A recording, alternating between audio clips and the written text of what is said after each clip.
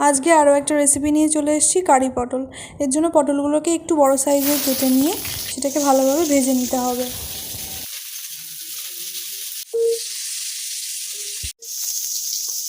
পটলগুলো ভাজা হয়ে গেলে এবার পটলের জন্য একটা মশলা তৈরি করে নিতে হবে। কড়াইয়ের মধ্যে পেঁয়াজ, আদা রসুন কুচি, কাঁচা লঙ্কা, শুকনো লঙ্কা, টমেটো দিয়ে মশলাগুলোকে একটু ভেজে নিয়ে এর একটা পেস্ট তৈরি করে নিতে হবে।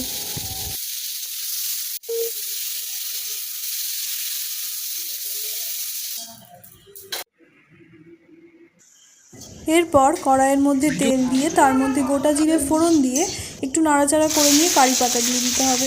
কারি পাতাটা একটু ভাজা হয়ে গেলে তারপর বেটে রাখা মশলাটা এর মধ্যে ঢেলে দিতে হবে।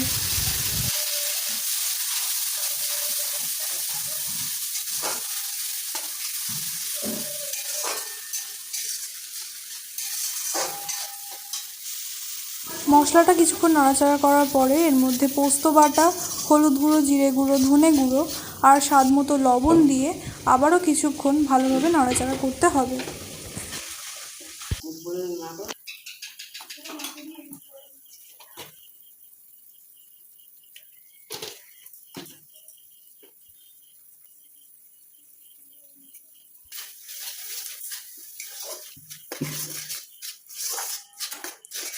মশলাটা ভাজা ভাজা হয়ে এলে এরপর এর মধ্যে টক দই দিয়ে একটু ভালোভাবে নাড়াচাড়া করে নিয়ে তার মধ্যে ভেজে রাখা পটলগুলো দিয়ে দিতে হবে। এরপর কিছুক্ষণ ঢাকা দিয়ে রান্না করতে হবে।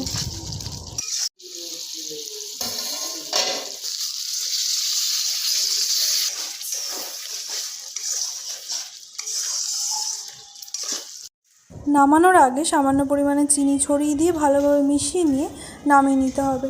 তৈরি হয়ে গেছে কারি পটল। রেসিপিটা ভালো লাগলে লাইক, শেয়ার আর সাবস্ক্রাইব করতে ভুলবেন না। আর আপনারাও বাড়িতে ঝটপট বানিয়ে ফেলুন।